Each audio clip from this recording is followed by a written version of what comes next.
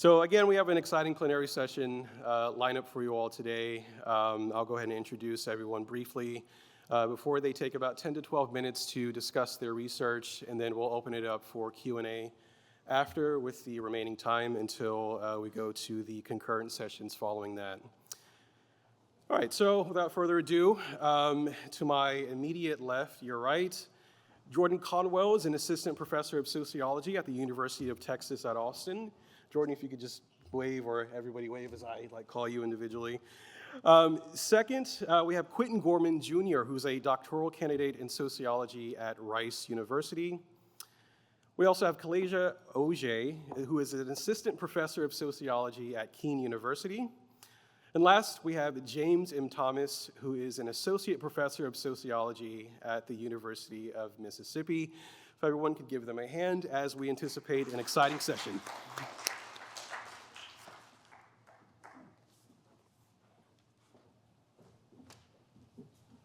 Okay, thank you, and thanks to Brown for having us. This has been a great conference so far. Happy to be part of it. As mentioned, I'm Jordan Conwell. I'm assistant professor of sociology at the University of Texas at Austin. The other and equal author on this study is Kevin Loughran, who's in the sociology department at Temple and who's not here with us this weekend. The paper is Quantitative Inquiry in the Early Sociology of Du Bois, 1898 to 1902. A few things about this study. It is not published in Du Bois Review, and I think the information is in the bibliography. So you don't even have to read it. I'm just going to tell you what we wrote, and then you can just cite it and assign it in your classes. So I'll just give you the summary of it. Yeah, so I think that's a pretty good deal for you all. The second thing is that this paper is part of a larger book project that we're working on that's going to be covering Du Bois's not only quantitative methods, but his history, historical methods, as well as his autobiographical and narrative methods, and really bringing those together within his logic of inquiry and philosophy of social science. So be on the lookout for that book. I was going to say in the coming months, but I'm not going to lie to y'all. In the midterm future, in the next couple of years, but this is the quantitative part of that larger book project. Really briefly on the origins of the project, Kevin and I are both proud graduates of the sociology program at Northwestern University. Northwestern University is in those Keebler Elf looking houses there, our sociology department. And so, the miraculous has been a theme today so far. Maybe it was a miracle, I don't know. But while we were there at Northwestern, we had the great good fortune of taking Dr. Morris's class on Du Bois in 2013, his Du Bois seminar, when he was working on the manuscript that later became The Scholar Denied. So we were heavily indebted to Dr. Morris for this work. It was neither of our first encounter with Du Bois, but certainly was the most impactful one for both of us, and has led us to this work today. Between then and now, Kevin and I have both done some prior work in Du Boisian sociology as encouraged by Dr. Morris. My other area of research besides Du Bois is education, so I've written on Du Bois and sociology of education, and Kevin has written on Du Bois and a number of papers on Du Bois in urban sociology and urban theory. Overview of what I'll be going through in the next few minutes here.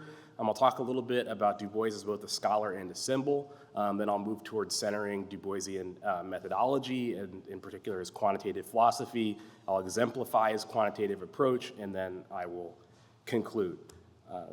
As everyone in this room knows, there's growing attention to Du Bois in what we refer to as the new Du Boisian sociology.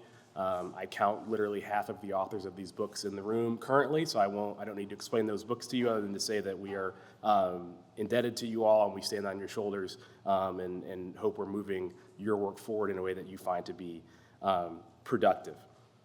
This important work has focused mostly on Du Bois' intellectual biography, his theoretical framework for race and racism under capitalist modernity, in particular Ojeh and Corita Brown's book on that topic, and is focused on seminal works, The Philadelphia Negro, Souls of Black Folk, The Atlanta University Studies, The Data Visualizations at Paris in 1900. We argue this is a necessary and important strategic sequencing. We need to introduce Du Bois to a sociological audience that for many decades has ignored him and claimed his rightful place as a founding figure, and we'd argue that those efforts are continuing to grow and be successful. So what motivates us is building on this important work. What is a productive next step to continue affording Du Bois the same respect that he deserves as a founding figure? We argue that one out of many possible paths to do this is to think about how do we produce work that is not just on Du Bois or spiritually inspired by Du Bois, but actually conducting new empirical research on other topics in the manner that he conducted his empirical research that we find so inspiring. So put differently, from the perspective of a contemporary scholar, say a graduate student or a professor seeking to conduct research in a Du Boisian mode, what are the opportunities as well as the challenges that his methodological and empirical approaches present?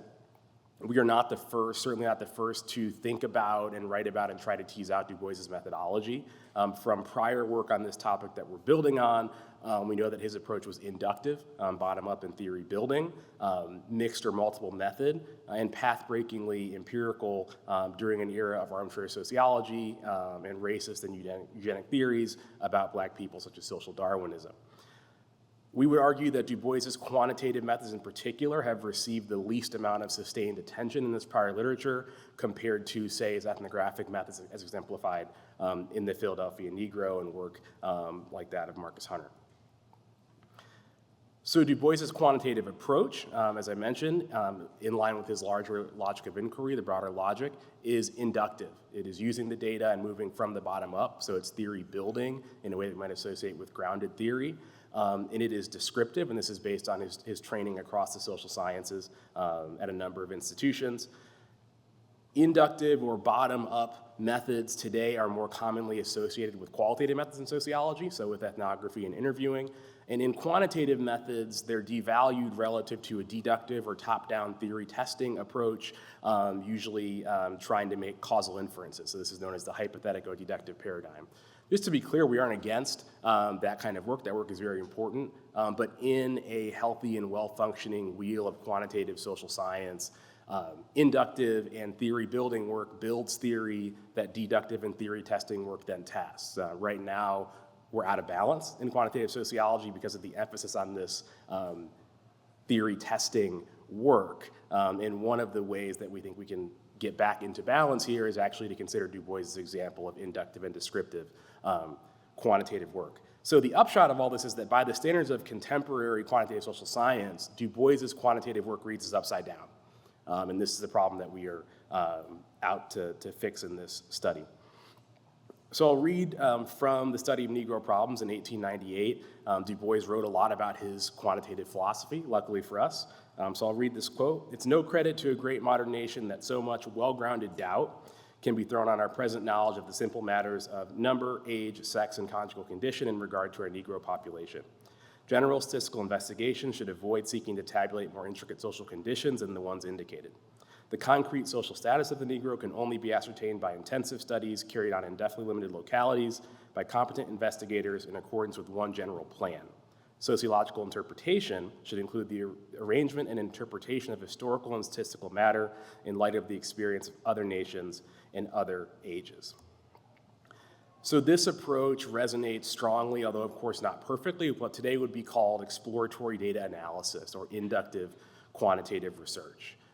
This is not necessarily a single set of methods or analyses. It's an approach towards quantitative data. It includes context specificity, simple calculations, an openness to both regular and unexpected phenomena in data, as well as a healthy skepticism of quantitative data that informs the analysis. Exploratory data analysis answer the question, what's going on here as detectives, by identifying and describing patterns in quantitative data, phenomenon detection.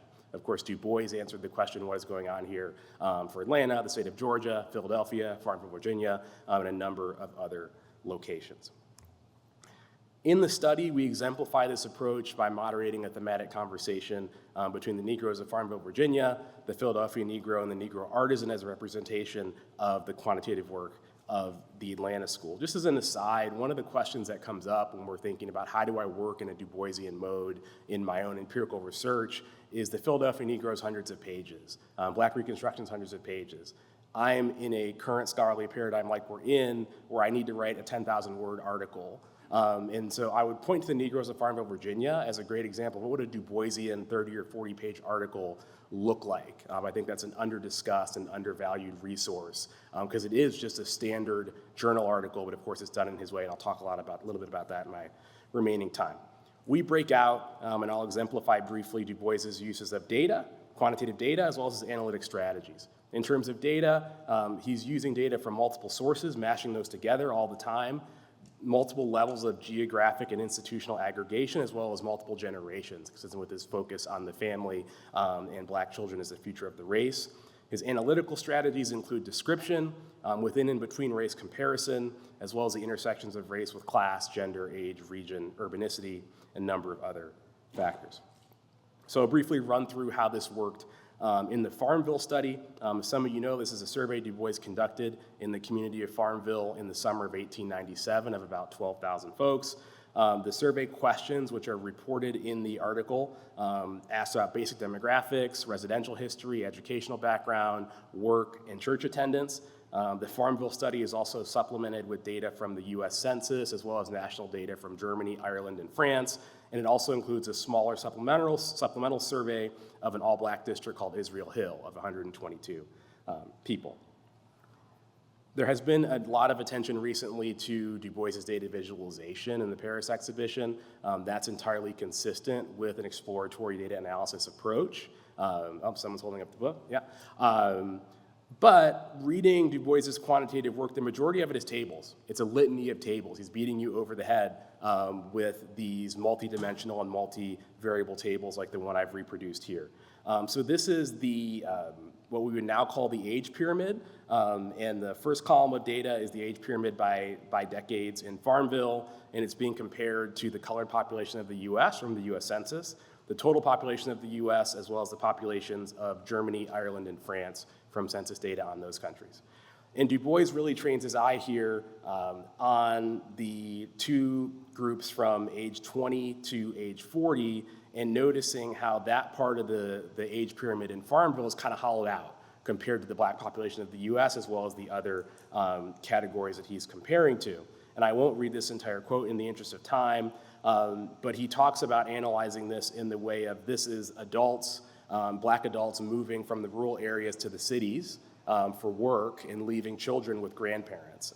He is at the time also conducting the research that would lead to the Philadelphia Negro, so he's actually seeing this pattern with more adults than would be expected in Philadelphia as an example of an urban area. Du Bois is also almost obsessed with missing data as well as what we would today call measurement error, the ways that the data that we have to analyze might be fallible. But he is not thinking of this as a nuisance. He sees missing and fallible data as an analytic opportunity in and of itself. So in the table I just showed you, one of the issues with getting accurate information, especially from older members of the Black population, is they don't have records of their birth. Many are illiterate. And so it presents a challenge to our ability to understand simple things like the age pyramid of the group. And so this quote here, which again I won't read in the interest of time, you can see it. He's trying to ask some of the older folks, do you remember Lee's surrender? Do you remember when your labor was the half-task labor of a child, and trying to use that to fix a date, an approximate date of their birth. So again, missing and fallible data, not necessarily just as a nuisance or a challenge, but an actual analytic opportunity in and of themselves. What does the fact that these folks don't know their ages tell us about their lives and about society? A few other quick examples I won't detail. In the Philadelphia Negro here, we've talked a lot about the intersection of race and gender in Du Bois's work.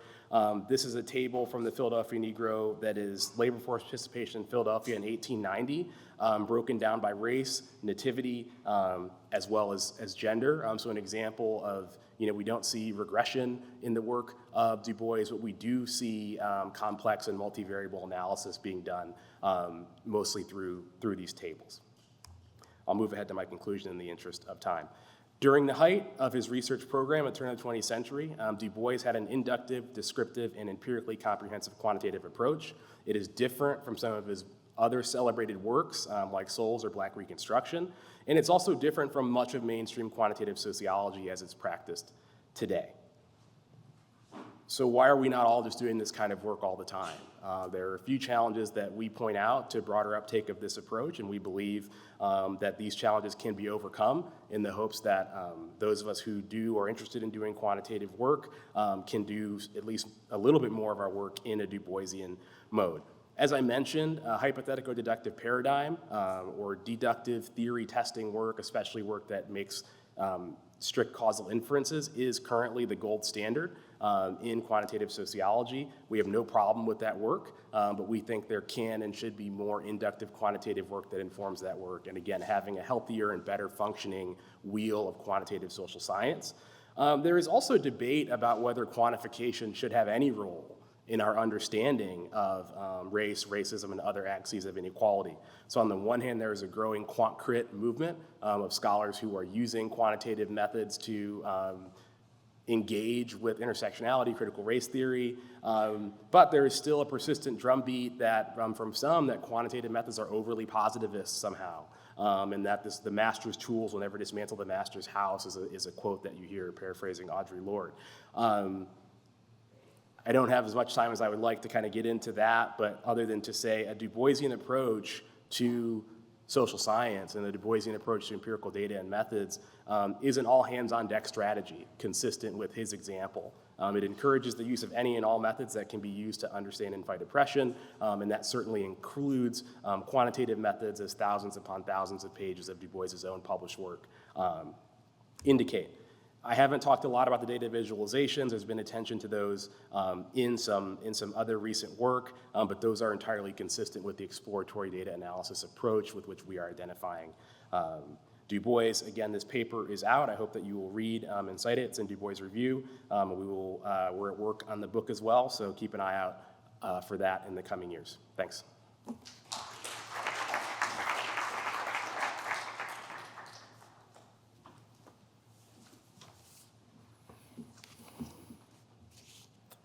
All right, I want to start by thanking, it's kind of loud, Dr. Colbert for inviting me to be here.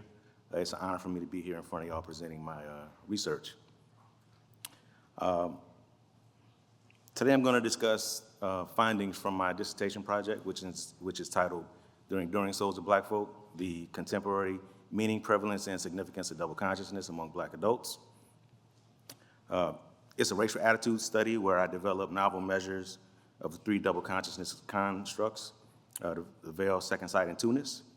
And I also investigate the relationships between those three. But I want to start out by explaining how I ended up studying double consciousness, and I guess with the theme of the day, I'll talk a little bit about when I was first exposed to W.E.B. Du Bois. So I'm from New Orleans, Louisiana, segregated city in the South. I grew up in a demographically and culturally Black environment, and my race socialization reflected that. For example, the first time I ever heard of W.E.B. Du Bois, I was in an auditorium, not as nice as this one, but I was in high school, and our principal, I went to an all-Black high school. She told us to close our eyes, and she would have this thing where she would tell us to open our third eye, and she would tell us, she pretty much told us that we were the talented 10th, that, she kind of breathed life and purpose into us back then.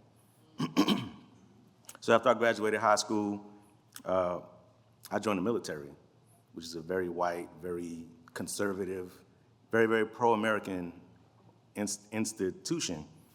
So needless to say, I experienced a huge culture shock. I struggled to adapt. Even though I ended up staying in past the 4 years, I did re-enlist. I was never comfortable in the military as a Black man. So after I left the military, I decided to study those racial dynamics that I experienced in the military. And I felt that double consciousness best described what I felt.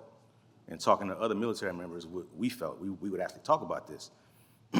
And I bought The Souls of Black Folk when I was in the military. And I read it back then. This is probably a decade and a half before I even thought about doing this type of work.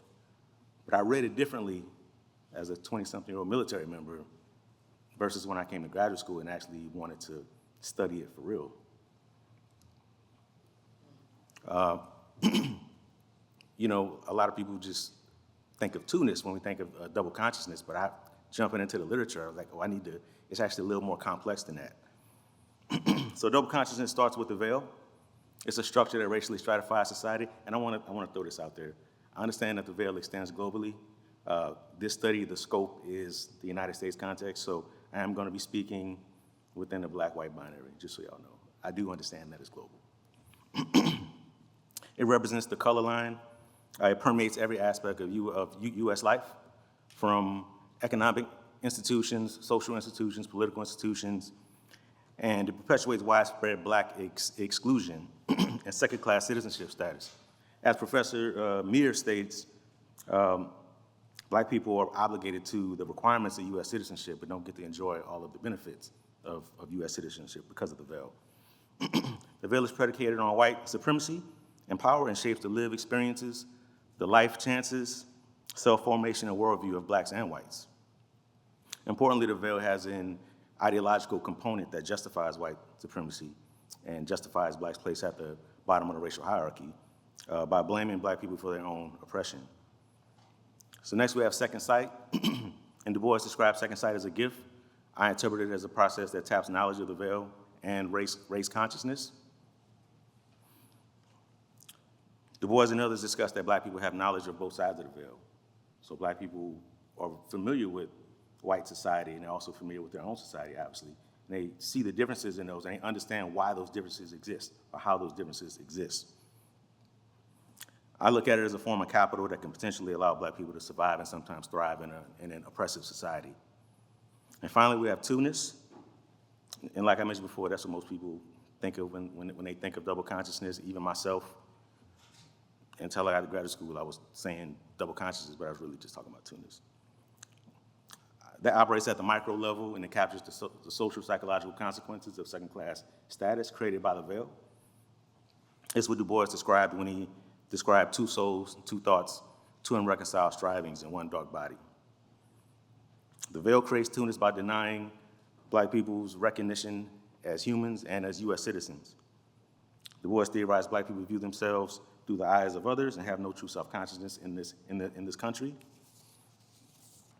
And black people strive for ideals specifically for their experiences in the United States, which are full citizenship, human capital, agency to reach their full potential without sacrificing black identity or denigrating black culture. So this triangle is how I envision these double consciousness constructs. The veil operating at the micro level, second sight kind of at the racial group level, at the meso level, looking at the differences between white life and black life, these differences of how they live. And two-ness as a micro level thing where it's internally, it's that internal tension that I described before. So take a mental picture of the triangle because I'm gonna come back to it in a minute. But I will say when I started graduate school, and I showed up to graduate school thinking I was gonna be doing in-depth interviews with black military veterans. That's really what I wanted to focus on.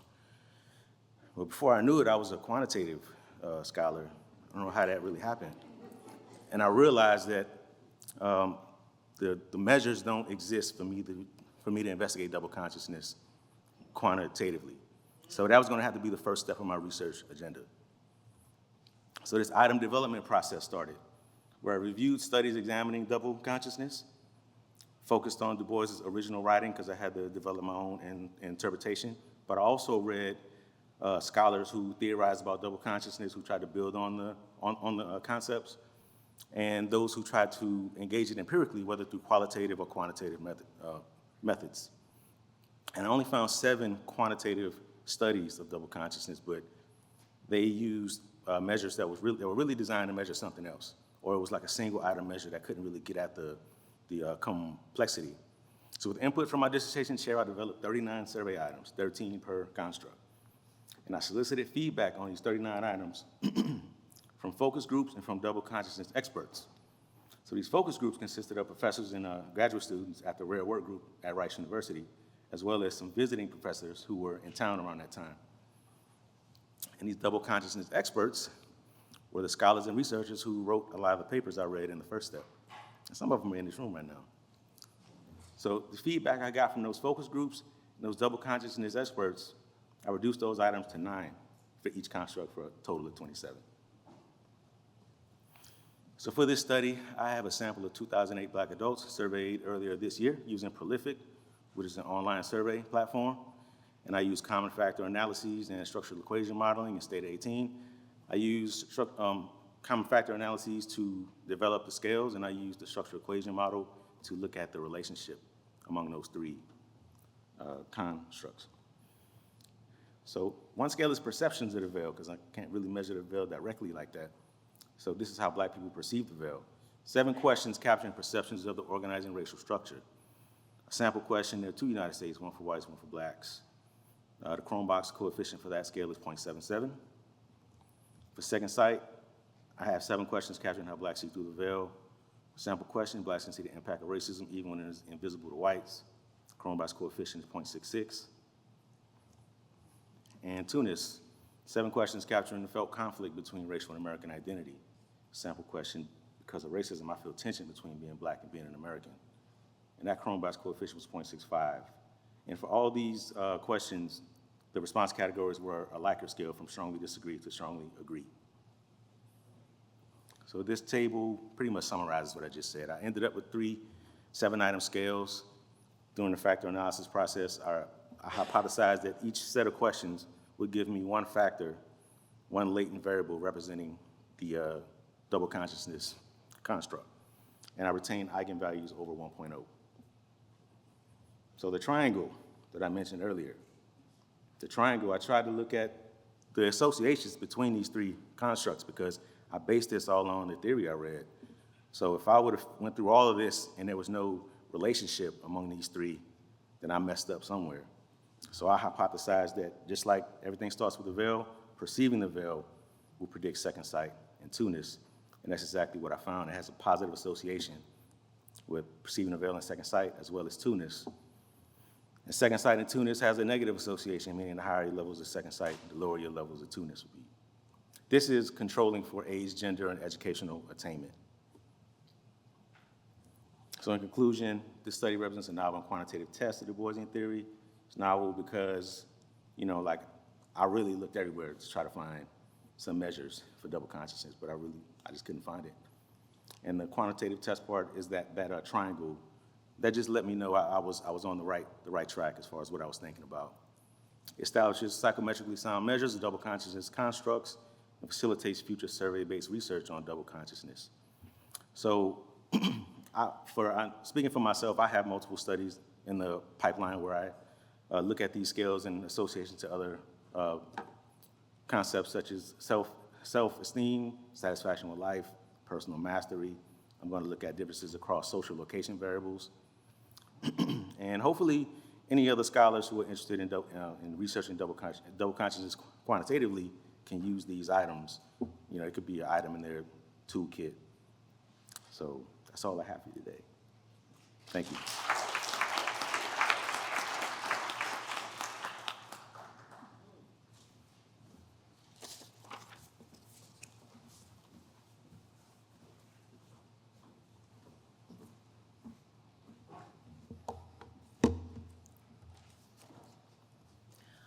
Good afternoon, everyone. I want to first start by just saying again to Dr. Culver, Dr. Barnes, and Brown University how historic this conference was. I'm going to quickly say, with my own personal narrative, that I grew up in Harlem, USA, and so I am the proud daughter of a woman who participated in the Black Panther Party's free food program in daycare centers. I'm a proud daughter of someone who participated, my father, in the 5 Percenters. And I'm the granddaughter of a politician in Harlem, as well as a granddaughter of a woman who owns several hair salons. So when I see this today, remember this as the progress and the myriad ways in which the color line exists, which is the focal point of my presentation. And so the title is, Are We Like That? Right? The euphoria of Du Boisian sociology in contemporary times. And I use this title to reflect, or rather have a call to the field of sociology to embrace the value that Du Boisian analysis brings to our discipline, his theorizing, his methodological endeavors, and his praxis as a foundation to our sociological imagination, and recognize that the through lines of the color line are in our present day discourse. And so the terms Are We Like That and Euphoria, it comes from a current discourse or debate in hip hop between two rappers, Drake and Kendrick Lamar, where both rappers attempt to have some claim to being at the top of the game, showing an authenticity to the heritage of hip hop as a Black sound and Black aesthetic. And so I see this current rap discourse mirroring what's happening right now with sociological theorizing with Du Bois, specifically on race, racism, colonialism, ethnicity, and whether or not these fields are embracing his work as sound and scientific research. So I question and kind of ponder, are we ensuring that our Du Boisian approach to research on race and racism is accurately describing the various sociological milieux that we see within, beyond, and behind the color line? Are we truly like that? Or are we scholars, specifically in sociology, more concerned with maintaining our current discourses of enduring racialized social systems that repurpose Du Bois through more well-known sociologists, or fixated with talking more about his personal life as a source of theorizing today? What are we like? And so I argue that to do Du Boisian sociology in the contemporary age is to limit chance in our analysis through a more robust and multiplicitous conceptualization of the color line, capturing people within and outside of the veil. To do this, I pose the question, is the color line a racialized hierarchy or of power, or more of a distribution of power based on race? And so I bring us back to Du Bois's Sociological Hesitant that came out in 1905, right, 6 years after the study of the Negro problems, which talks about that historical, sociological, anthropological, and statistical approach to studying the Negro problem, right? And he says for us to understand just science, right, the duty of science is to measure carefully the limits of chance in human conduct. And sociology is that science that seeks to limit chance in human conduct. So Weber has talked about chance, and so has Du Bois. What does Du Bois mean by chance when he's writing about it in the Sociological Hesitant? Some scholars have argued that when we think about chance, we think about it as free will, right? These kind of actions that people take when they have agency. But in the actual text, Du Bois argues that chance is actions undetermined by and independent of actions gone before. And so when I read that line, also kind of following in the quantitative approach, right, I thought of a regression line. Now, some of you might be hesitant to the idea of the quantitative approach, but a regression line, like Dr. Conwell pointed out, right, is really about how do we measure accurately a variable so that we're predicting it in a way that models its outcome while we limit error. And so I find analogous to Du Bois's understanding of chance, where the regression line was developed about 20 years before by Francis Galton, right? He's bringing up these ideas that in order to do good research and in order to understand how the social world works, we have to limit chance or limit error, right? Because the more we minimize error or residual standard error, we have better predictors of how the social world works. So connected to that idea of limiting error is his ideas around race, but specifically the color line. And so Du Bois understands or describes the color line in a myriad of his work, but specifically in Souls of Black Folks and Dusk of Dawn, as the social conditions and processes that produce racialized experiences within social institutions, interactions, and structures, right? And so if we know that the color line creates these social conditions, how do we make sense of race? Again, in Africa and the Slave Trade and Dusk of Dawn, Du Bois is talking about race as something dynamic, not static, that is continuously changing and developing, that is amalgamating, and is based on not just our phenotypical understanding of race, but cultural and historical groupings for some form of method or progress. So if we take those ideas together, right, the Du Boisian approach to understanding or doing good research is using the color line, or rather acknowledging that the color line exists, so that race is a social factor, but also important measure in all of our sociological research. That when we include our understanding of the color line, we help to understand and reduce error, which leads to better predictors of our particular outcomes. Now, when he states that it's the social conditions and processes, this does not mean it's an enduring, overarching, unequal analysis of a hierarchy of black, white, and everyone else in between, right? Just as much as we talk about Ahmaud Arbery, right, Breonna Taylor, we also talk about Quanah Chasing Horse and Sharice Davids as other people that are creating and reproducing their own social conditions, right? That people within the color line or behind the veil have power and agency to develop their own condition and their own definition of race. And yet somehow, we still find ourselves pointing to putting Du Bois in a classical sociological theorist canon, right, that is limited to either this Durkheimian, Marxian, and Weberian approach. But if we really think about the work of Du Bois in comparison to our big three, right, we can understand that they use mostly race-neutral general patterns to describe society, class relationships, and modernity, right? Even Weber's very limited discussion of ethnicity is not enough or really pales in comparison to how Du Bois constructed race as something connected to class and gender that creates a color line and produces things like the veil, second sight, double consciousness, and the psychological wage of whiteness. And so it becomes even more apparent for us as scholars how important the color line is when we think about what the role of sociology is, which is, again, that science that seeks to limit chance and human conduct.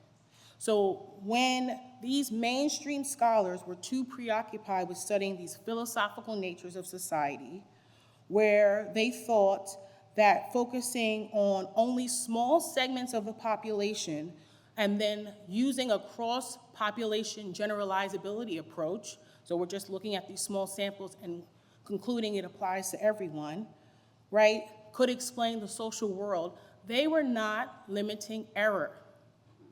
They were not making predictive values on how certain social relationships between variables were made. In fact, they were increasing error. And to the point to which Dr. Morris said earlier, right, when we think about how Du Bois talked about his relationship to Marxian thought, right, he again would argue that he was astounded to kind of learn about these ideas about the Russian proletariat. And as much as he said that Marx achieved the ideal, he did not believe that the communism of Russia was the program for America, least of all for a minority group like the Negro. I saw the program of the American Communist Party was suicidal, right?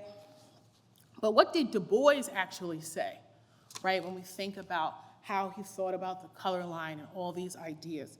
Specifically in his 1958 piece, Peace is Dangerous, he pushes us to think not about repurposing him in a post-colonial thought or repurposing him in decolonial thought, but that he was creating a notion of a quasi-colonial status, that the color line should be considered as something that produces this quasi-coloniality or political coloniality in relationship, in which he defined a person is partly in a colonized status, in which they do not have full political, economic, or social freedom.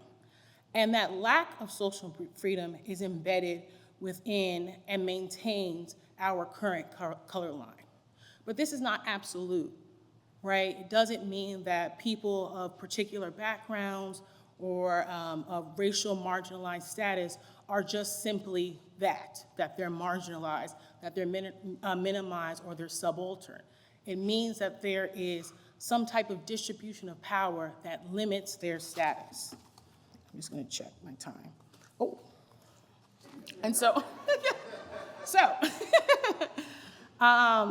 what do we get from Du Bois? And so one of the lines or songs between this debate between Drake and Kendrick Lamar is about the euphoria. And I think we're at a point in this end of the second wave of Du Boisian thought in sociology, because if you, again, went to an HBCU, this Black sociological thought and Du Boisian thought never disappeared, right, until we see post-Brown versus Board of Education. The argument I'm trying to make when we think about doing that research, that race can limit chance and increase that explanatory power in our research that could lead to better understanding of shared meaning making through interaction. We as scholars also need to minimize our quasi-coloniality in research. We have a duty to say, like Du Bois, that systematic analysis of a racialized person does not always require a comparison group. Full stop, right? And without race in our research, right? And again, Du Bois does not see race not tied to gender and class, right? That's all a part of his trinity. When we understand that we need to include race as a measure, we increase, when we remove it, we increase errors in our research, and therefore we should keep it in. And so to close, I just want to say that though there is racial inequality, right, it is real, Du Bois also argued that so too is racial progress. And so when we see that there's racial segregation in schools, there are also segregated yet culturally responsive schools in our society. When there's colorblind theories, we also have ethno-racialization groups occurring today. And even though our canon is race neutral, we now have this abundance of research on Du Boisian sociology and Black sociology. Thank you.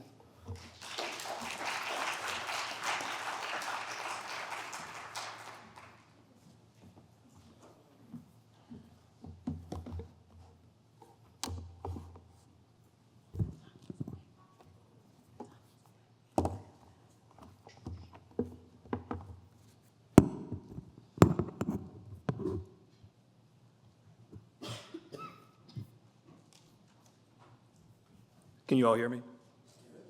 Hi. Let me start with some gratitude, first to Dr. Barnes and Dr. Culver for organizing this conference, putting together this panel discussion, of which I've learned a lot, and extending me an invitation to come and share a bit about myself and my work. My name is James Thomas. I go by JT. I'm a sociologist at the University of Mississippi. Along with Dr. Brian Foster at the University of Virginia, I also co-edit Sociology of Race and Ethnicity, or SRE as we like to call it. SRE is an ASA-affiliated academic journal. It is the leading journal for the social scientific study of race and racism anywhere in the world. Now, I'd say that last part, whether we were or not, because that's how much I love SRE. But it's actually true by the measures the mainstream of our discipline uses to assess what is and is not a leading journal. Our 5-year impact factor ranking exceeds that of any other journal in our subfield, including ethnic and racial studies, which for years has been seen as the gold standard. Many of you in this room have supported the journal in several ways, by submitting your own work, by reviewing the work of others, by reading what we publish, and by citing what we publish. So I want to also send some gratitude your way. Thank you for supporting SRE. All right, let me talk about some of the work I do with Du Bois. I'm a scholar of race and racism, and really I'm a scholar of the ideas of race and racism. That is, I study how race and racism and related concepts become things that matter to people, how those concepts and related ideas are packaged and used by people to make sense of their world, how those ideas travel across space and across time, and how they change and adapt as they do so. So if you'll indulge me, I want to tell a story that helps you understand this point about how ideas, including Du Bois's, as well as my own, travel across space and time. This story begins 20 years ago. It's 2004. I'm finishing up my last semester as an undergraduate at the University of Missouri. While there, I was a double major in sociology and psychology. And all sociology majors at the time had to take a senior capstone class, and in that class, you have to write an undergraduate thesis. So around the second or the third week of class, I met with the professor to go over my research topic, and I was struggling to come up with ideas. But one idea I did have going into that meeting was to examine the American Jewish experience through the lens of W.E.B. Du Bois's most famous concept, his concept of double consciousness. Now, Du Bois first writes about this concept in an 1897 essay in the Atlantic magazine titled Of Our Spiritual Strivings, and this later becomes the first chapter in his book of essays, The Souls of Black Folk, which is published in 1903. And in that essay, Du Bois says this about what it means to be black in America at the turn of the 20th century, and I know that everyone in this room knows this quote very well, but I'm still going to read it out loud. After the Egyptian and Indian, the Greek and Roman, the Teuton and Mongolian, the Negro is a sort of seventh son, born with a veil, gifted with a second sight in this American world, a world which yields him no true self-consciousness, but only lets him see himself through the revelation of the other world. It is a peculiar sensation, this double consciousness, this sense of always looking at oneself through the eyes of others, of measuring one's soul by the tape of a world that looks on in amused contempt and pity. One ever feels his two-ness, an American, a Negro, two souls, two thoughts, two unreconciled strivings, two warring ideals in one dark body whose dogged strength alone keeps it from being torn asunder. So, double consciousness then is a condition that all black Americans must wrestle with by virtue of the fact that they are black and living in America. It's the result of living in a nation where citizenship and belonging are so tethered to one's proximity to whiteness that to be black is to be incompatible with the nation state.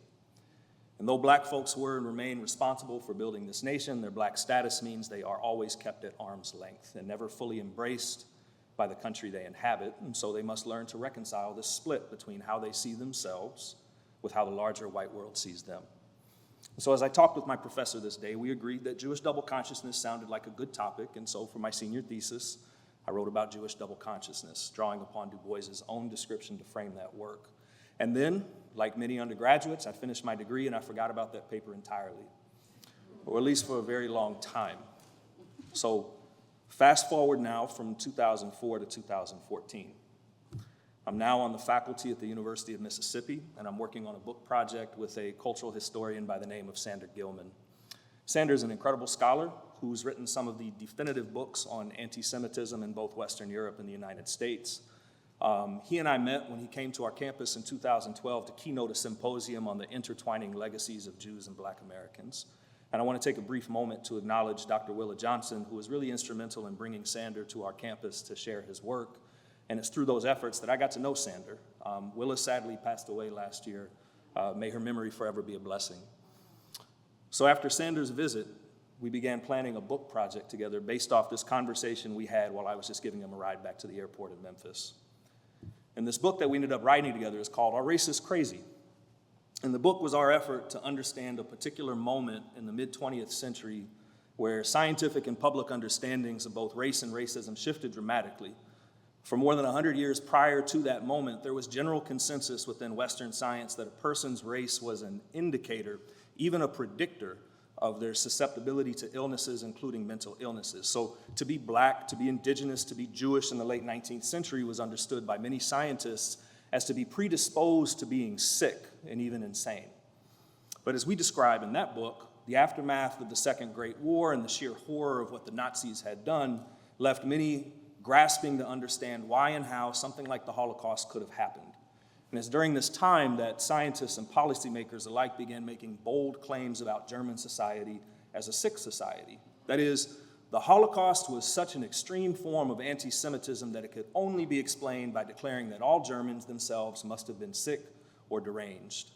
So if you follow, prior to this period, race itself was understood as a marker of mental illness, and after, racism became understood as an expression of insanity. Now, Sander and I are thinking through this work together. We're sending each other drafts back and forth of chapters. And he sends back one chapter where we're working on that's dealing with W.E.B. Du Bois. And in that chapter, we're really trying to show how Du Bois stood out and somewhat alone among his white contemporaries during this early 20th century period of extreme xenophobia and anti-immigrant sentiments. This is a period in which the Supreme Court also rules in favor of forced sterilization in order to protect against the spread of certain social problems that were believed to be tied to one's racial group because race was believed at the time to be a biological fact. And many white scholars in this era were deeply committed to this idea that race was a cause of social ills. Du Bois, however, was committed to revealing its fiction.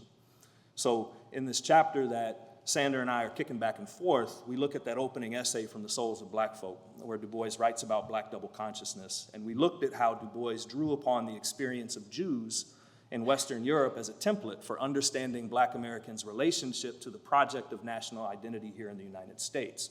And Sander inserted this line in that chapter draft that just struck me when I first read it. He wrote, "The souls of Black folk were also the souls of Jews." Now, I believe that good writers aim to provoke. They provoke ideas, commentary, discussion, debate, and that was a provocative line. And in that book, we really didn't have the space to dig any deeper into it because that wasn't our project at the time. So I saved that line, kind of tucked it away and made a mental note that at some point I was going to get back to it. So Our Race is Crazy comes out in 2016, and almost as soon as it comes out, I'm thinking again about that line and how to unpack it, and a year later I got my opportunity. I spent the summer of 2017 at UMass Amherst with their W.E.B. Du Bois Center and with Du Bois's archive. And here was my opportunity to really dive back into that line that Sander wrote and trace what in my latest book, The Souls of Jewish Folk, and I used this phrase from Paul Gilroy to trace the roots and routes of Du Bois's thinking. And to understand the full context of that line, I looked very deeply at his earlier papers, notes, and diaries from when he was a young student in Berlin from 1892 to 1894. I also looked at how Du Bois characterized that time in his life, both when he reflected back on it in during his German adventures. I wanted to know how he thought about his time in Germany and its relationship to his own intellectual journey. How did he think about his German experiences and what he described as the problem of the 20th century, the problem of the color line? And so here I was many years after wrestling with some parts of Du Bois's thinking as an undergraduate, now wrestling with his ideas once more. So let me tell you just a little bit about what I'm doing in that latest book, The Souls of Jewish Folk. My aim in that book, which came out in the fall, is to examine the roots and routes of Du Bois's thinking about race and racism.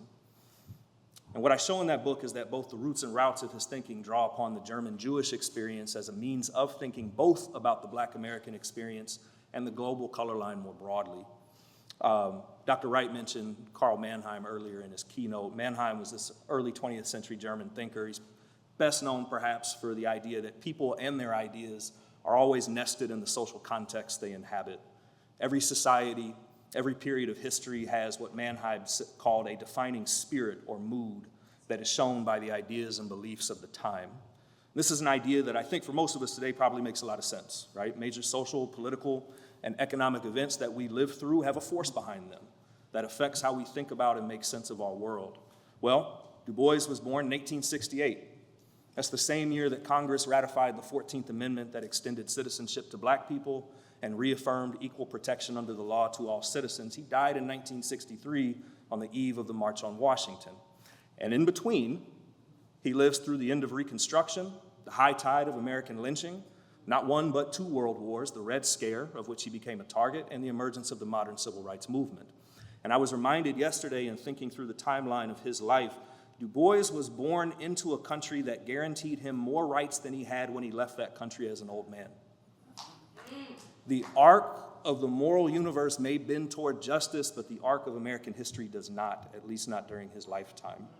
And this arc of history during his life shaped his line and thought, including how he thought about the color line both in America and abroad. But what about Germany and his time there as a young man? I think only a few writers have really taken seriously that period of his life. And of those that do, many focus on Du Bois's training at the University of Berlin and the influence of German philosophy and literature. But the socio-political as well as the intellectual climate of late 19th century Germany was an incredibly contentious one. For Germany's Jews, they encountered an anti-Semitism that was unmatched until the rise of the Third Reich. When Du Bois arrives in 1892, a populist brand of German nationalism had begun to tether its calls for national unity to a rejection of the Jew within the German nation state. Meanwhile, German academia, including the University of Berlin, where Du Bois studied, served as a kind of ground zero for developing scientific ideas on Jewish pathology and Jewish inferiority. And these ideas both fueled and were fueled by the political anti-Semitism of that era. Many of the leading race scientists of Western Europe were trained by or taught at German institutions of higher education. And while their ideas of how best to deal with Germany's so-called Jewish question differed widely, there was general consensus that Germany's Jews were a menace. They were unable to properly assimilate into the German nation state because being Jewish was seen as incompatible with being a real German. So my argument in The Souls of Jewish Folk is that Germany's ongoing struggle with its Jewish question, what to do with Germany's Jews, served as an important influence on Du Bois's subsequent considerations of black people's social position within the United States at the turn of the 20th century. What The Souls of Jewish Folk asks us to take seriously is how our ideas and indeed intellectual work itself is shaped by and embedded within networks of people, places, and prevailing contexts. In Du Bois's case, it includes the prevailing context of late 19th century Germany, of which anti-Semitism was central. Now, for the students in the room, a question you will often be asked by your advisors to answer is, so what? Why does any of this matter? Why should we care about whether and how Du Bois's exposure to late 19th century German anti-Semitism affected his thinking? I give several reasons in the book, but let me focus on what I think might be the most important. Focusing on the roots and routes of Du Bois's ideas allows us to think more deeply about not only the differences, but also the similarities between anti-Semitism and anti-black racism. They are often treated as separate and distinct, but they share a genealogy. For much of the previous 2 centuries, both Jews and black people have served as the primary vehicles through which science and social policy sought to advance the interests of white supremacy. Examining the roots of Du Bois's thinking within the context of 19th century Germany and the routes that thinking takes as he examines the black experience in America helps reveal important points of convergence as well as divergence between these 2 seemingly unrelated things. And I would argue that it is as important and urgent today as it was in Du Bois's own time. The European continent in this new century, much like the last, remains marked by significant unrest, anxiety, and uncertainty. Political turmoil and civil war the past 2 decades have forced millions of asylum seekers from their home countries in Afghanistan, Iraq, Somalia, and Syria to countries like Sweden, Germany, and even the United States. America and Western Europe's global war on terror has helped turn fundamentalist terrorism into an existential crisis for Western nations. And this existential crisis over what to do with the world's Muslims, its Africans, and its Arabs mirrors earlier concerns over what to do with the world's Jews and what consequences these groups have for national culture, so-called national culture. This crisis today, as it did before, stokes pessimism toward multiculturalism, even as nation-states tout their commitments to an increasingly globalized society. And this pessimism toward multiculturalism primes emergent white nationalist movements in both Europe and abroad, in the United States and abroad. Citizenship, the rights and duties that are afforded to those who are full members of a nation-state, has historically been defined in the United States through one's proximity to whiteness. And this new century, like the previous one, is increasingly defined through European and American concerns over national identity, an identity that remains structured by both whiteness and Christianity. In previous periods, Jews and blacks were often the targets of these social anxieties. Today, Muslims and immigrants are also a primary focus. In the US, we're living through a retrenchment toward racial segregation in our public schools and our neighborhoods. Many white parents may fancy themselves as colorblind, but their choices of where they live and send their children to school certainly betray their sympathies. At the national level, black people remain unemployed at roughly double the rates of their white peers, a statistic that is remarkable in its consistency across decades of both economic stagnation and growth. Today, the typical white family has between 8 to 10 times the wealth of the typical black family, and the gap has widened, not narrowed, over the past 40 years. And America's color line is perhaps made most visible when an attempt to encroach it is made. Even the most assimilated black person is reminded they are black first and American only when it's convenient the moment they are confronted by the police or by white bystanders while driving, walking, talking, grilling, bird watching, or simply standing still. Du Bois's idea of double consciousness, of having to see yourself through your eyes as well as the eyes of the dominant group, remains among the most important insights of the past century. It allows us to better understand the duality, conflict, and contingency that structures the lives of many non-white people in America and elsewhere. And double consciousness allows for us to compare and contrast the experiences of multiple groups that, to one degree or another, find themselves on the wrong side of what Du Bois described as the veil. It allows us to consider their shared circumstances and their relationship to our own. I'm going to stop there. Thank you.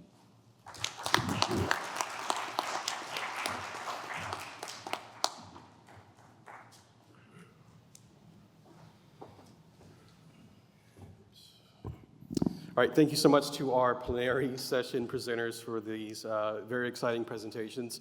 I want to open the floor up to a brief question and answer portion of the plenary session. So if you have any questions you need to ask of the presenters, please just make your way to the aisle and ask your question.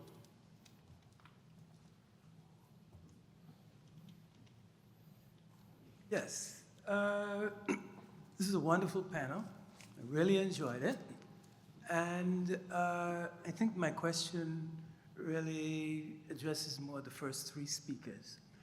I was wondering about the essay, Sociology Hesitant, and how you're reading that in relation to the quantitative side of Du Bois. My reading of it was that he was saying to us as sociologists today, right, that when we do sociology and we move from the quantitative to the qualitative or the qualitative to the quantitative, we have to hesitate.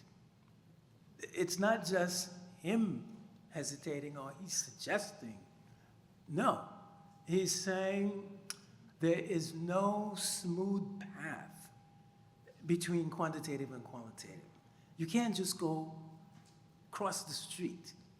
You literally have to change your conceptual outlook, even some of your methodological categories.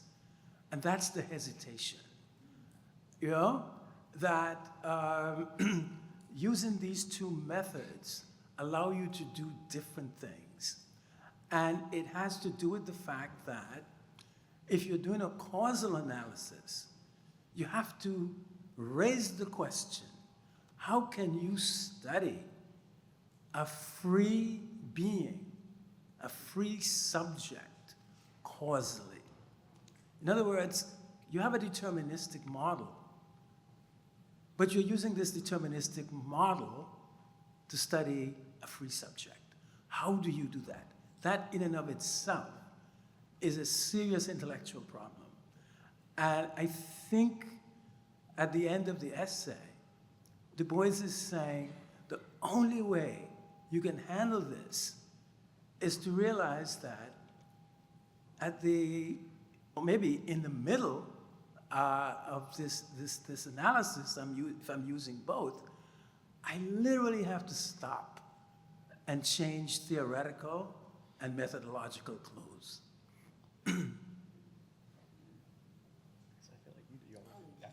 Yeah, I don't think I disagree. Just to give some context, I mean, in sociological hesitant, Du Bois is starting off with critiquing Comte. Comte is dealing with too much of abstraction.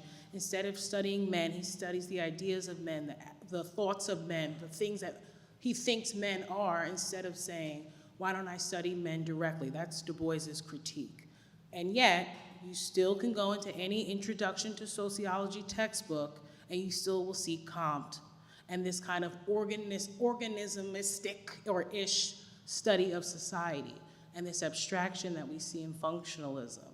That still exists, and that, to a Du Boisian approach, isn't the way in which he wants us to understand the social world. He also talks about how the social world is dominated by the world of laws and the world of chance. And so that's the duty of science in which he's arguing about, which is how do we limit that chance when we're trying to understand, in the language of someone writing in the turn of the 20th century, laws or the rhythms and calculations of how people act. And so I agree that I don't know how Du Bois would respond to seeing causal inference as opposed to maybe Jordan's argument about a more exploratory approach. His goal was not to create causal inferences because humans are not the same, even those who are racialized in a particular group or gendered in a particular group. They're not the same. We're not chemicals. So for Du Bois to see now that we're kind of maintaining a causal inference as opposed to limiting error, right? That's a different way of approaching research. not trying to necessarily get the correct predictor value, but to make sure that I've minimized to the best of my ability the relationship between two or more variables. So I don't think I disagree. I think there is complexity when we have to understand someone writing at the turn of the 20th century, for me, resonates with my methodological and theoretical approach than those who are coming out today who have followed in the same through line of Marxian, Weberian, and Durkheimian approach. That doesn't fit into my understanding of how the social world works, especially when it comes to the color line. I guess I would just add, I actually think Padgett, he's this formulation of law and chance is, I think, Du Bois trying to find a solution to the determinism problem. So I think the social science that he's doing is really an act of faith that it's possible to even investigate this. It's not clear it's possible to do so. So when we think about quantitative or qualitative methods, we have to keep in mind we are rereading kind of our present strictures of how we think about logics of inquiry and methods back into a time when those distinctions didn't really exist in the same way. And so we've characterized them, it's all hands on deck because this problem is so big and complicated. So I don't think he sees any real distinctions other than these are different ways of attacking and understanding the problem. Quintessentially, this really comes to a head in souls, which we call a work of literature. I think there's a lot of descriptive statistics in it to call it a work of literature, but there's descriptive statistics, there's first-person autoethnography, there's journalism, there's man on the street interviewing, and that I think is really the epitome of how he's trying to solve this problem. So I think it's a both and I don't necessarily think he would even see all of these distinctions. If we had him here today, the methods and the computational methods or structural equation modeling and all the stuff that we have at our disposal that he didn't, I think he would say, well, duh, you should be using all this stuff you have. I didn't have all this and I did so much. Like, what are you all doing? So I do think that's kind of what I take from it is whatever tools we have, we should be using them to try to understand these problems. I like your response to two examples from Du Bois. Du Bois, the Atlanta publications, he writes about the Negro Church. He's got a lot of statistics in there. But in the 1921 review of Carter G. Woodson's The Negro Church, what Du Bois says is, we've got all the statistics in the world that we need here. What we're missing is the church. And I could go on with the quote, but I want the second example is, in the world in Africa, what Du Bois says is that in order to tell this story, I rearranged some of the events in history in order to tell an ordered tale. And in the postscript to the first book in the trilogy, Mansard Builds a School, what he says is that I wanted to continue my serious historical research, but I don't have much time left. So what I'm going to do is to use the novel as a way to try and communicate those ideas in ways that people will understand or hopefully build on. So I'd just like your response to those type of methodological issues.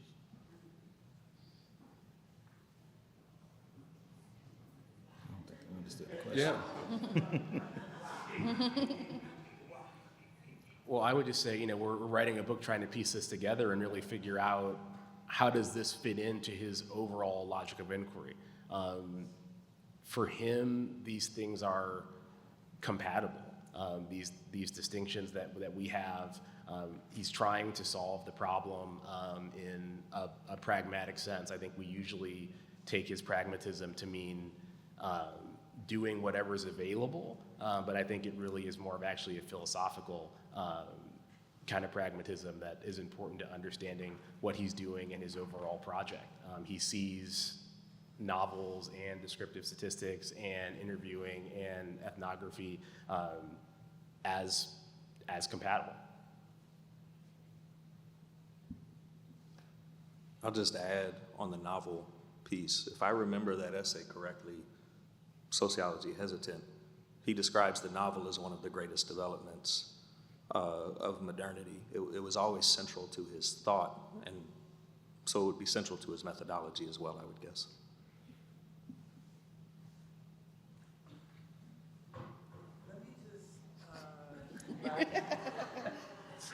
No, my key point is that I agree that for Du Bois, all of these are relevant. I mean, you cannot deny it. He uses them all, and it's there. If we compare him to Fanon and C.L.R. James, we see the same thing, that they're using these multiple methods, right? But they never tell us how they do it, you know? And so I always took this concept of hesitating as the key that Du Bois is giving us. He's saying, look, when I go from the novel, right, to doing survey work in sociology, I go inside and I change my clothes. I change my conceptual apparatus. That's why I hesitate. So we have to think now in terms of that moment. And why does he use the word hesitate? Sociology hesitant. It's not like really a good image if you're a positivist. Hesitate? No, you want to stay on track with your analysis, your regressions analysis, and all of that. He's saying, no. You literally have to stop. Take off, right, the quantitative mental apparatus. Wait a while, change it, and then you can do the novelistic but he's not gonna come right out and say, look, this is what I do when I'm at home, you know? But it seems to me something like that is going on. And because to go immediately from one to the other doesn't work. And if you look at some of the most intense debates in methodology and sociology, you know, it's the quantitative people on one side, the qualitative on the other, and we just talk past each other. We don't know how to hesitate. So I take that word hesitation very seriously. My understanding of sociology hesitant is a little different. I don't see it as, do we use quantitative methods or do we use qualitative methods? To me, the question that he was putting on the table is that human beings have agency. And how do you determine agency? Because, and I remember in that essay where he actually said some things just can't be calculated. They're unmeasurable, he said. And so the question then is, as sociologists, how do you deal with the issue of human agency? How do you go about trying to understand it, trying to predict it? Can you ever make it like a formal law? And so I don't see this issue that, do we do it quantitatively? Do we do it qualitatively? We do it however the hell we can measure agency.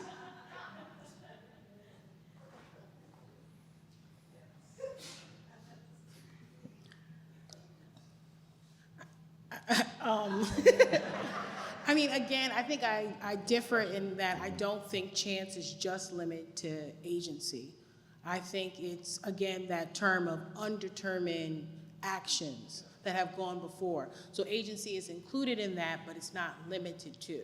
So that's the responsibility of not just what you study, but how you study it. And that is also falls on the scholar themselves, which again kind of connects to the hesitation. I think I need more time to grapple with that question, but I appreciate the thought of like, how do we do it when in our scholarship, we're very much, even if it's qualitative or quantitative, we do make a lot of causal arguments about how the world works. Thank you for this set of really rich presentations that you've presented to us. So I have a lot of thoughts across the presentations, but as a whole, it's making me think a lot about the poetics of knowledge production. It sounds like that's a dimension upon which we're talking about right now. And I think it's really important, Dr. Ojeh, that you opened with the Kendrick Lamar euphoria and like that as a marker and a moment of where the culture is right now. So too did Dr. Magubane last night in her talk, where she mentioned the Kendrick Lamar and Drake beef. And it's important, and I want to contextualize this within the panel. So Kendrick Lamar opens up Euphoria with a Teddy Pendergrass beat. Okay, so if you know, you know. And he says, "Don't tell no lies about me, and I won't tell no truths about you." And when we're talking about the poetics of knowledge production, or at least that's where you've led me to think in that realm, I think Kendrick is instructive here. That wasn't just a trick that you were doing with the title. I'm thinking a lot about the role of truth-telling in Du Boisian sociology, and I'd just love to hear from some of the panelists to riff on that and remark on that, especially you, Dr. Thomas, in your capacity as a journal editor of one of our leading sociological journals of race. How does truth-telling, or what kind of work is possible through those mediums, and how does that show up in your work and your thinking as we, and this is for all of the panelists, as we think about how Du Bois flipped it and reversed it by telling the truth about global white supremacy, about racial capitalism?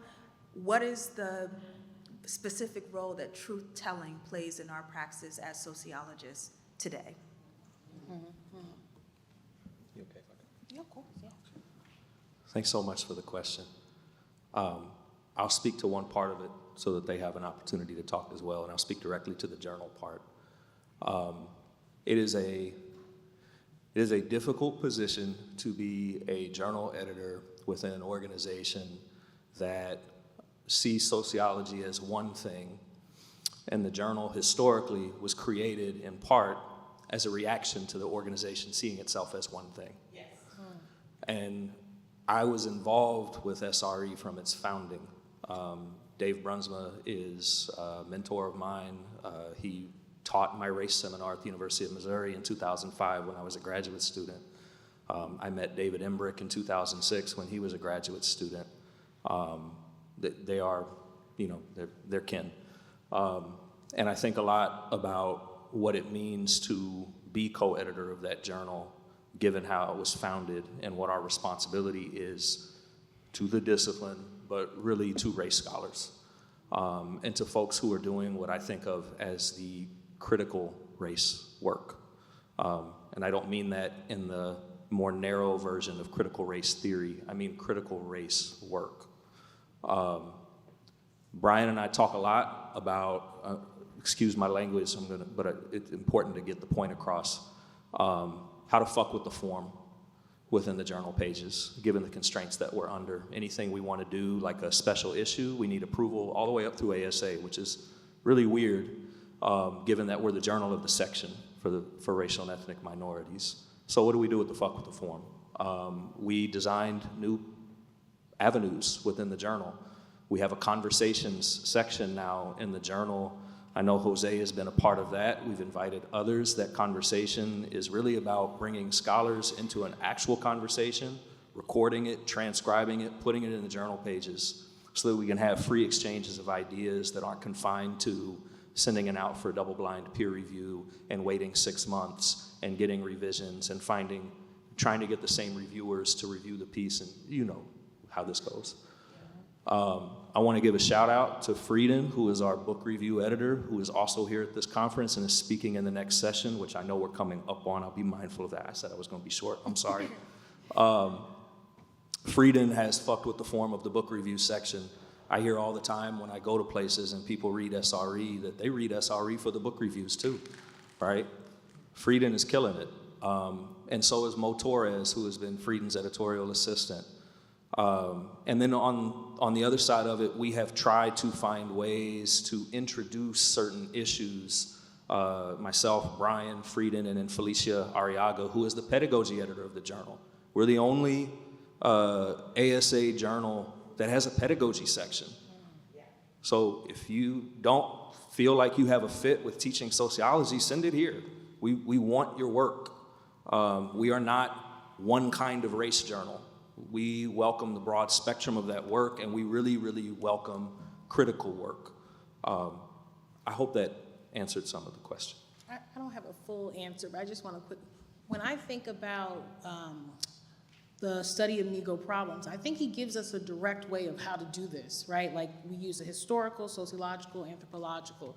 In that historical, right, there's the newspapers, written records, conversations. Hip hop is a part of that. So talking about the poetics today, you can't take away hip hop from the understanding of race and racism or language use. And I think about the word peculiar throughout Du Bois's work. He's always calling out that this stuff is really strange. This is really odd that this racial antipathy exists. Why is this happening? This damnation of womanhood, it's peculiar, it's weird. And I've always kind of looked to that, to his poetics of like, okay, he wants us to see this word over and over again because it means something but a little bit different depending on what social milieu he wants to look at. So I know that doesn't answer the question, but made me think of that. I'll be real brief, or do I have to? Oh, just real quick, if you all could just give 30 seconds for each of your questions for Jordan and Quintin. If we're talking truth-telling, I'll just say for myself, I came to graduate school, I'm interested in racial attitudes, and I quickly saw that the idea that racism is better or is changed was based off of the way white people answered survey questions, with not a lot of thought into how black people were perceiving racism. So with my project, best case scenario, hey, I have these scales. Worst case scenario, I have 27 questions of black people's opinion, how they perceive the world, society. You know, I know it's not qualitative, but there's still some truth that can be spoken through that data collection. So that's all I have. Well, I would just say we're talking about words that come up a lot, peculiar, just the fact how often truth comes up in Du Bois' work, often capitalized, and there's something to that too. That should be our orienting goal, right? Finding the truth, speaking it, using any media necessary to get it out. And you know, as you said, we should be thinking for truth and not for fame. I think that's how I think about it. Okay, so before you all go, Sandra has a quick word for us, but if we could give another round of applause for our plenary speakers.